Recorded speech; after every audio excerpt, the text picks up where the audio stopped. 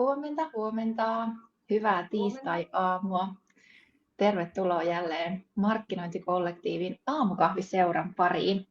Mä oon Koiviston Sanna-Kaisa täältä kollektiivin puolelta ja tänään mun kanssa aamua viettää täällä meidän ihana Liina Roponen. Huomenta, Liina. Huomenta. Haluatko esitellä myös meidän aamun vieraan jo tässä vaiheessa ennen kuin mennään epärelevanttiin kysymykseen? Voisin esitellä, eli meillä on Smilelta Erkki Markus.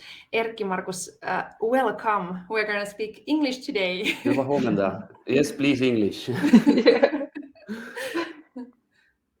Ennen kuin käännetään täysin meidän kieli englannin puoleen, niin kollektiivin ryhmässä on tosi paljon positiivista pipaa tuottanut porisuhde, ja ajattelinkin kysyä epärelevanttina kysymyksenä tänään, että millainen porisuhde sinulla on.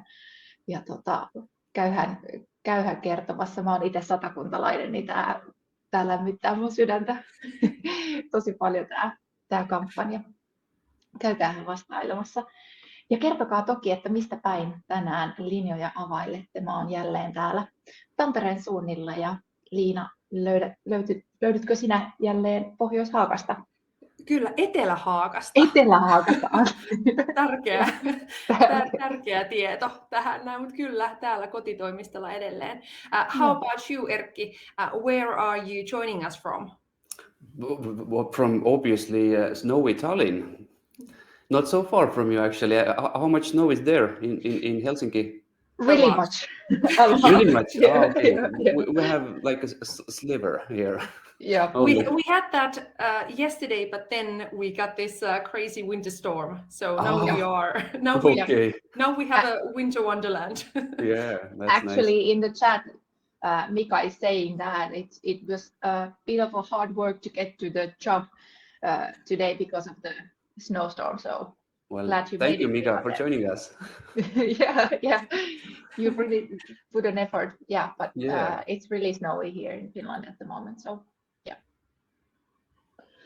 Mutta täällä on ihanaa. Kiitos kaikille, jotka chattiin laittaa viestiä. Kello näyttää puoli, niin mä päästän Liina ja Erkki teidät aiheen pariin, ja mä siirryn tuonne chatin puolelle. Kysymyksiä kannattaa esittää ja vastailla meidän polsseihin, niin saadaan myös Erkille sitten palautetta ja kommentteja. Niin mä menen tuonne taustalle, ja hyvää keskustelua Liina ja Erkki teille. Kiitos. Ja saa laittaa kysymyksiä myös suomeksi, niin mä voin sitten sitä kääntää. Erkki sen verran varmasti myös ymmärtää suomea. So, Erkki, you are joining us from Smaily. And you are here to help us with email marketing personalization. We are going to talk about the trends for 2021. But first, I have to ask, why is this personalization so important? Is it important? Yes, of course. I see, a few words about me. I have been in email marketing from 2009 already. So I have seen this trends for email marketing in 2000, etc. And well, it is important since it doesn't change that much. Personalization is always one of the trends, and we see from our clients that it always works. If you personalize something, then you get better results. And in a few slides, I will tell you a little bit more about this, how and how much it works. So it is important. But can I click those slides myself now? Is it okay? Yes. Okay, thank you. Well, Smaily is an Estonian company. We provide also agency services for our clients. And this is what I'm going to tell you today about. I have some like real life case studies from our clients who have personalized and who have gotten really good results from this.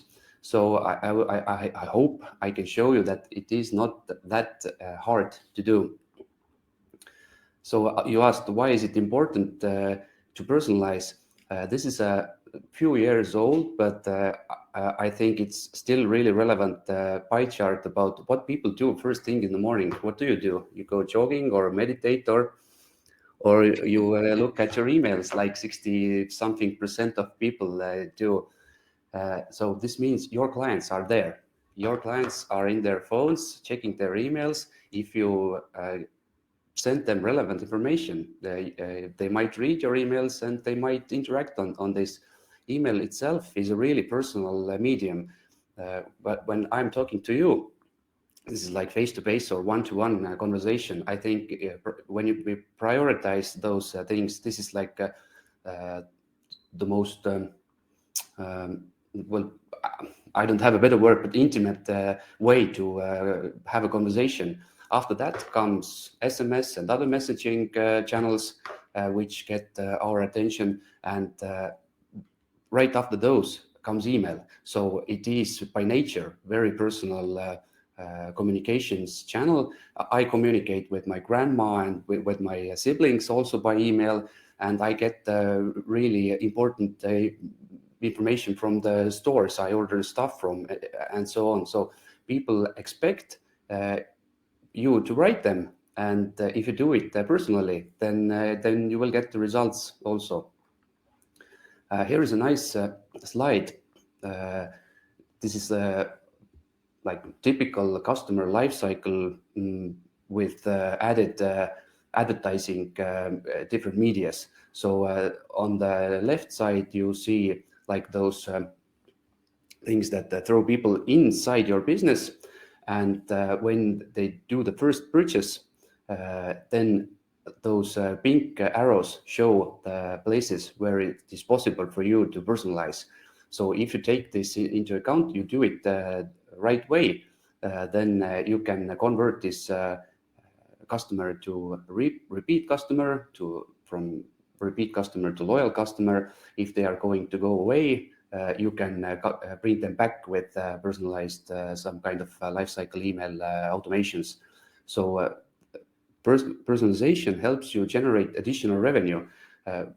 Besides you sending them just some kind of like regular newsletters, if you do it the other way, sending them personalized information, then you could basically keep them in this loop forever.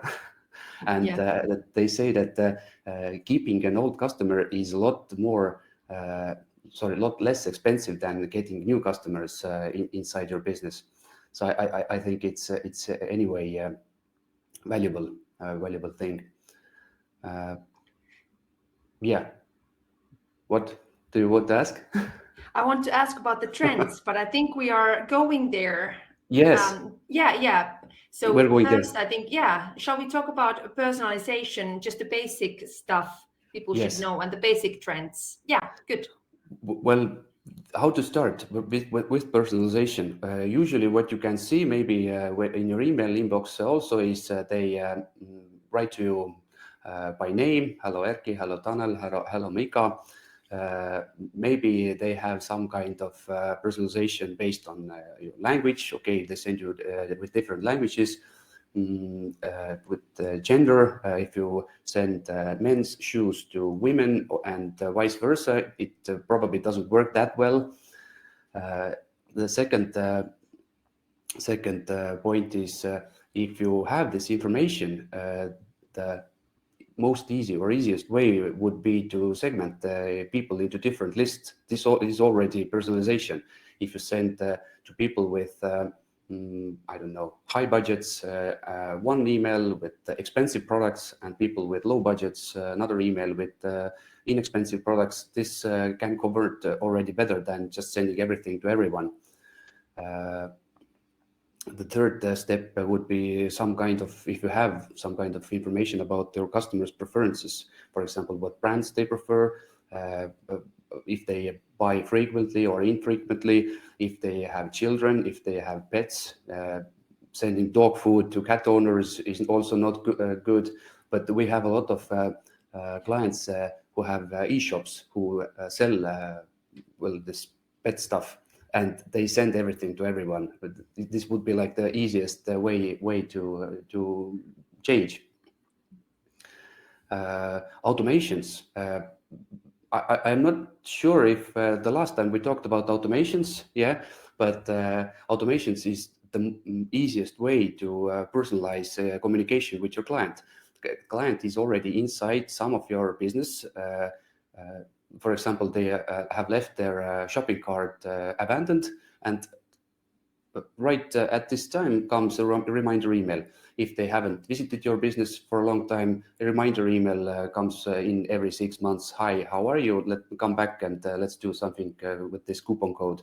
And birthday wishes, for example, happy birthday, here is a 5% discount to you. This is really personal because it talks to me directly about stuff that I was going to do or will be doing. And this is like the holy grail of automation. They say MailChimp once wrote a really nice blog post about this. If you set up an automated, abandoned cart automated workflow series, you can bring in up to 40 times more money compared to if you don't have an abandoned cart email at all. So people, well, basically what this means is that personalized email communication brings in results. And last point is we call it deep personalization. We will get there soon. Also, I have some examples right away. Well, this is like one-to-one targeting. We have a few clients here, retail chains who have a lot of clients themselves, who have a lot of products, and who have a lot of data about purchase history. So with some machine learning algorithms, they send 20 products to you that suit directly you, and they send 20 products to me, which are different, totally different. And this really works really well.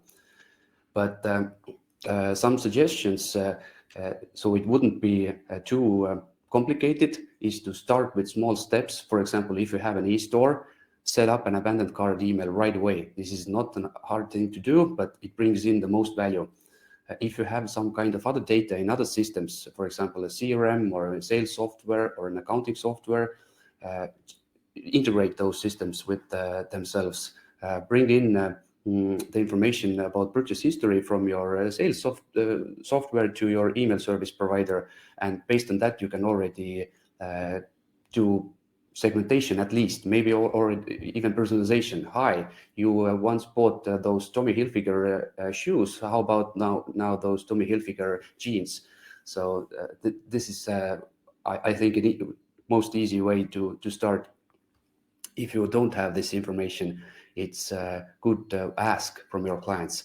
They usually are okay with this. For example, you have a button in your email that asks, are you a dog person or are you a cat person? Do you like black cars or red cars?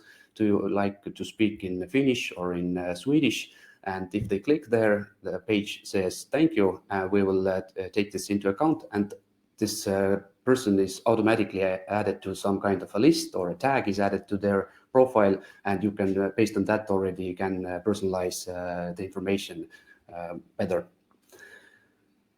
This is so simple, but so brilliant, I have to say, that even the gender, how you sort of suggest items to buy, clothing. If somebody offered me a pair of men's underwear, I know I'm tall.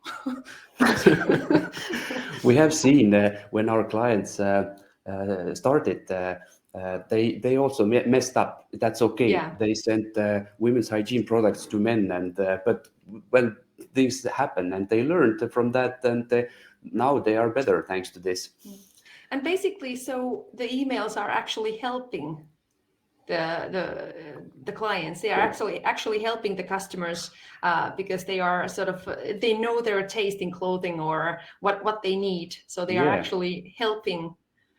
So if you want to go to, for example, to Turkey or to Los Angeles, and the travel company knows somehow about this, they will send you right at the right time the right offer, and you will buy it from them. Not looking probably, okay, maybe nowadays people go look at the internet the best prices, but anyway, this might be a good incentive to do the transaction right away. Here is an example from 2013. This was our first almost like deep personalization project. It's a sporting goods retail chain here in Estonia. They are one of the biggest. They at the time had I think 20 to 30,000 subscribers, and they knew that if their subscriber is interested in men's wear, like clothing, or women's wear, and if they have bought some at the same time children's stuff, and also what brands they prefer. And based on that, they did like a big Excel file with men's stuff, women's stuff, or children's stuff, and brand. And so we built those if this then that conditions inside the template. They had like a really long list of offers, I think 60 or 70 offers inside one email template. No one would never had scrolled through this and looked, okay, I like this, but I don't like that, because most of that would be irrelevant for me personally. And thanks to those tags, only 3 or 4 offers remained, and they got 3 times more sales from this one email only. So this was like a real success to them on the first try. It was a little bit technical. We learned from that. And other examples I'm going to quickly show you are a little bit easier, but this showed us that, okay, this is the way to go. This is what you should do from day one, actually. You asked me about the trends. Sorry, I will. Yeah, before we go there, we have a question from the audience. There are a lot of good tips for e-commerce online stores. But do you have any tricks for companies who are selling these asiantuntijapalvelut, expertise services. there? Yeah. Okay, well, it depends. If the business you are in is like a repeat business, then maybe you can ask them back. We have some clients here, for example, car service providers. You need regularly to exchange your tires, your those wipers, and maybe replace oil.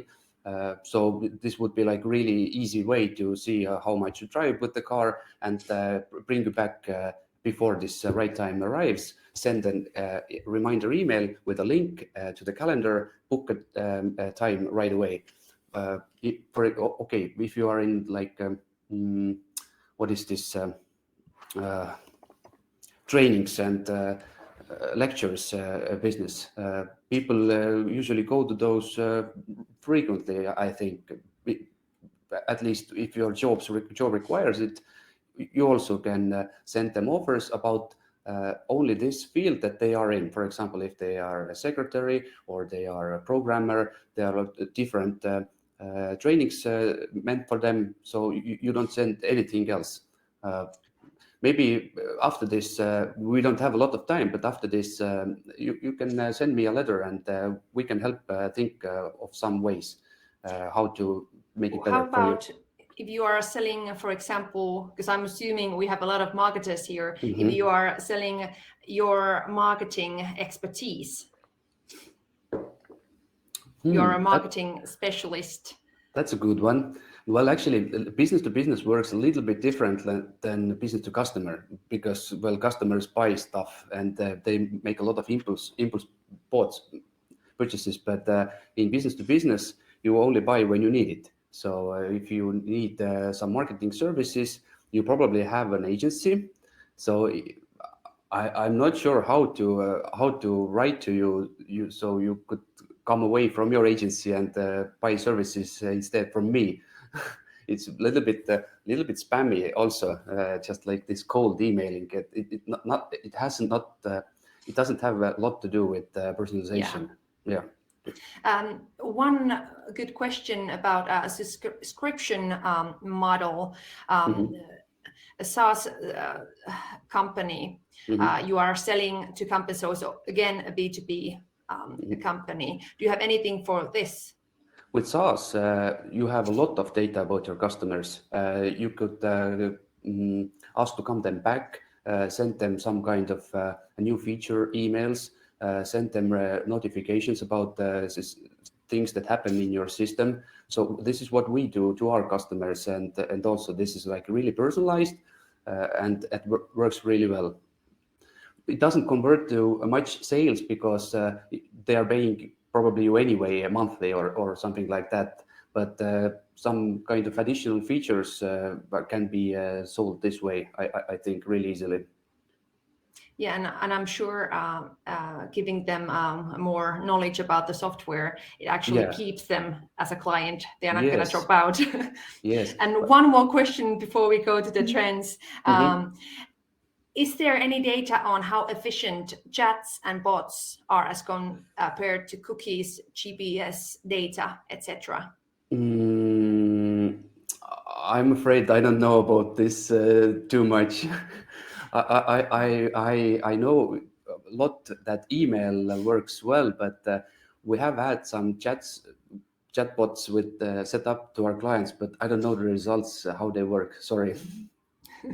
Thank you. So let's go to the trends for 2022.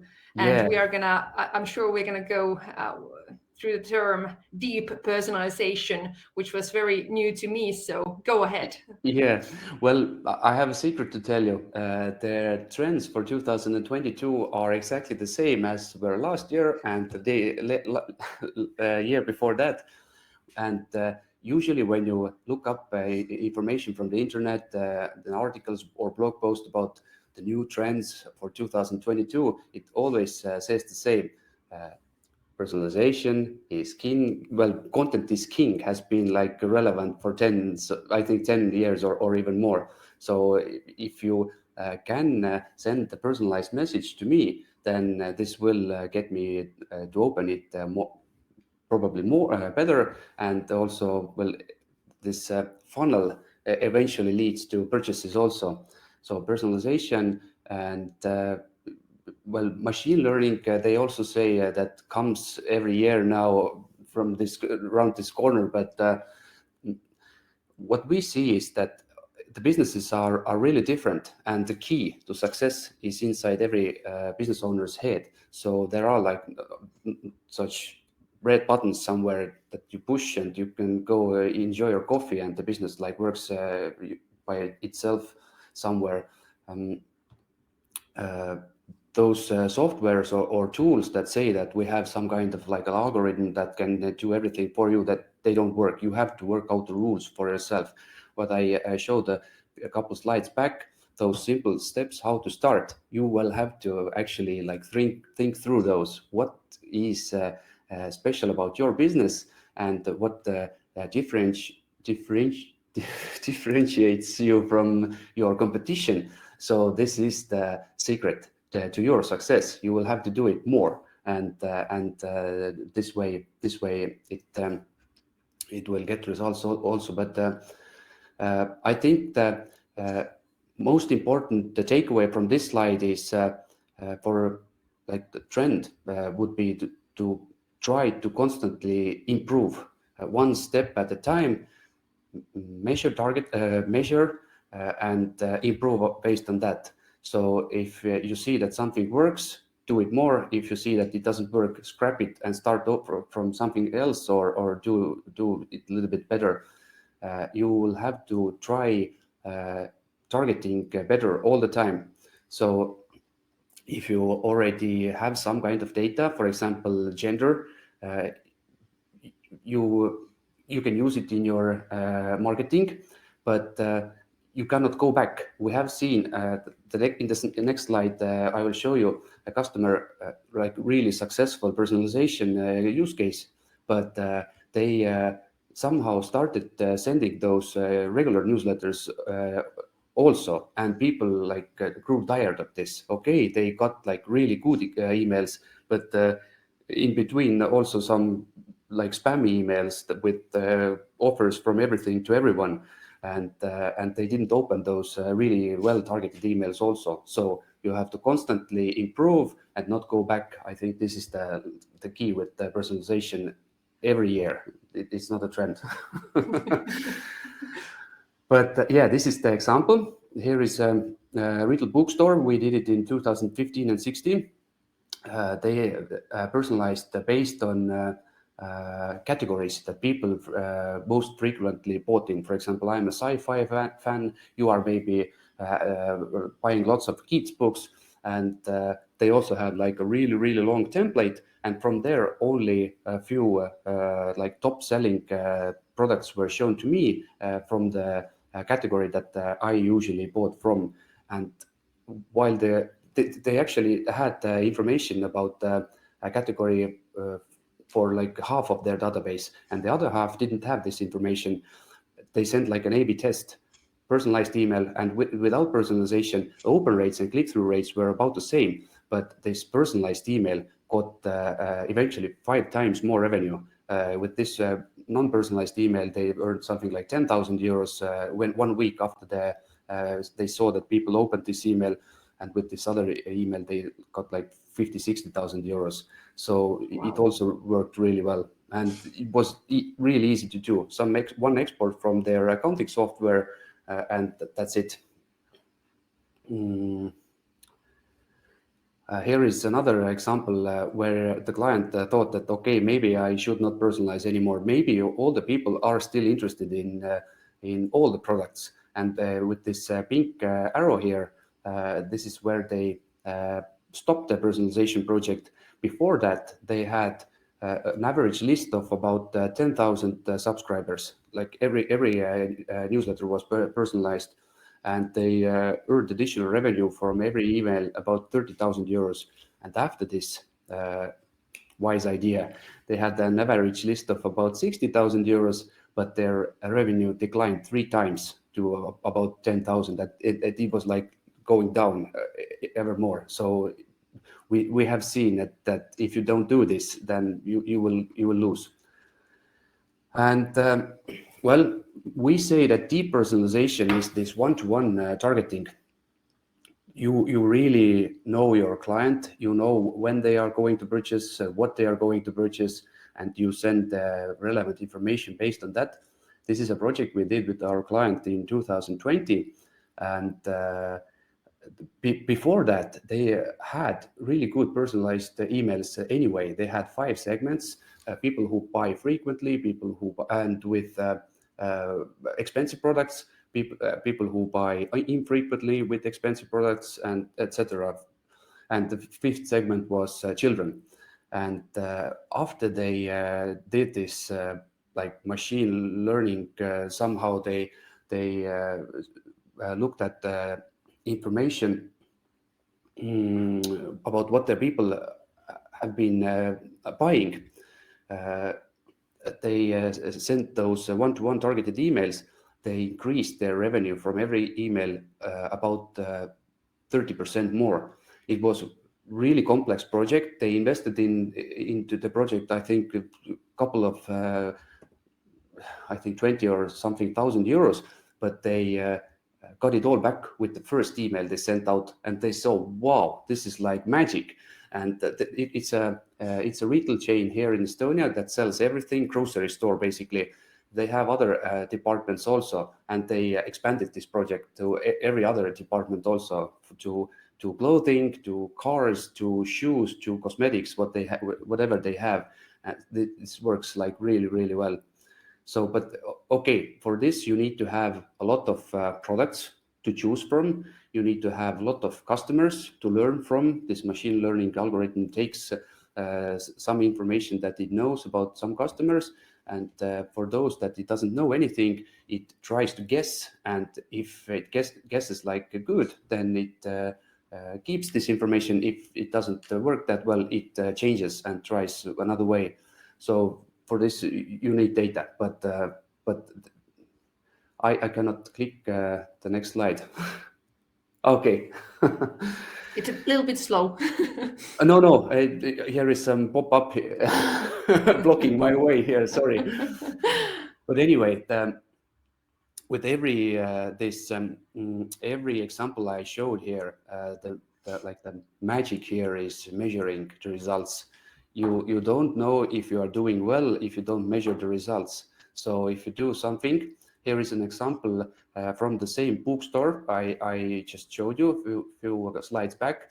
They had they used ClickView, I think, as their data visualization tool, and they brought in everything, all the emails that were opened and all the cross-reference those with the products and purchases that were done in their sales software. And they saw how many euros every email generated, how many euros every segments generated, how many every customer generated, and they could tweak those segments based on that, tweak what offers to send. So this was like a sixth eye to them, this tool. That was really, really interesting for us also to see. Okay, I think that's it. You have to do it. That's that. Thank you, Erkki. This was really good. Welcome, Sanna-Kaisa, joining us from chat. I cannot hear you. You cannot hear us? Can you hear me, Erkki? Can you hear me? Erkki is muted. Okay. So, sitten me mennään ja voitaisiin katsoa läpi vähän Polls-kyselyjä. Mä luulen, että mä joudun Erkille soittaa jälkeen ja kertomaan nämä, koska nämä on tavallaan ihan rohkaisevia kyllä, mutta siellä on vaan 5%, jotka tekee hyvin targetoidusti. Kyllä, täällä näkyisi, että yli 50% tekee tällä hetkellä segmentoinnin mukaan personoitua sähköpostimarkkinointia, mikä on tosi hyvä, että tehdään jollain tasolla. Ja sitten nimi, kieli, sukupuoli lienee on myös isossa roolissa. Mä voisin tässä vaiheessa muistuttaa, mitä ensi viikolla tapahtuu. Eli ensi viikolla saadaan Pajusen Juhani Suomen podcast-medialta meidän vieraaksi, siirrytään vähän erilaisen sisältömuotoon. Eli puhutaan siitä, että kannattaisiko oman podcastin tekemisen sijasta lähteä mukaan jo olemassa olevaan podcastiin, milloin sellainen on halvempaa, riskittömämpää, helpompaa ja milloin se ei ole oikea väline siihen markkinoinnin tekemiseen.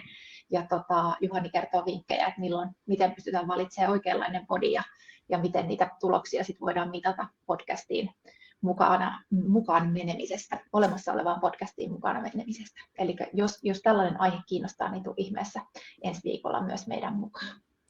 Ja käykää hei, tuossa on linkki Sähköpostimarkkinoinnin trendeihin 2022. Siellä on lisää tästä aiheesta ja mennään vähän syvemmälle ja pidemmälle ja siellä on loistavia esimerkkejä. Käykää klikkaamassa, menkää lukemaan. Mun mielestä tämä oli vaikka tavallaan osa näistä pitäisi olla itsestäänselvyyksiä, niin se kun joku sanoo ääneen ne, niin se tekee kyllä, se on hyvä muistutus meille kaikille. Ja täytyy vielä muistuttaa siitä asiasta, että jos verkkokauppa on semmoinen juttu ja digitaalinen asiakaspolku, mikä kiinnostaa, niin meillähän on tulossa myös tästä teematilaisuus ensi kuussa. Eli käykää katsomassa meidän sivuilta ja hypätkää myös sinne mukaan. Siellä varmasti näitä asioita myös pyöritellään. Kyllä, ihan varmasti. Ja muistutan vielä, että antakaa myös tästä aamusta palautetta. Kauheasti tulee kaikkea pyydettävää teiltä, mutta kerro meille hei palautekyselyssä, että mitä mieltä olit. Oliko tämä sun ajan arvoista tämä puoli tuntia? Laita myös kirjallista palautetta, niin siitä saadaan aina vähän enemmän irti, mutta teille tulee nyt Lyytistä EVS-kysely, niin käykäähän vastaamassa siihen. Me voitaisiin nyt päästää Erkki tuolta piinasta, kun hän ei tiedä yhtään, mitä me täällä puhutaan. Erkki, kiitos. Kiitos. Thank you too. Saatiin jännitystä tähän aamun loppuun. Hei, kiitti kaikille. Ensi Kiitos viikkoon. kaikille linjoilla. Bye. Ensi viikkoon. Moi moi. Moikka.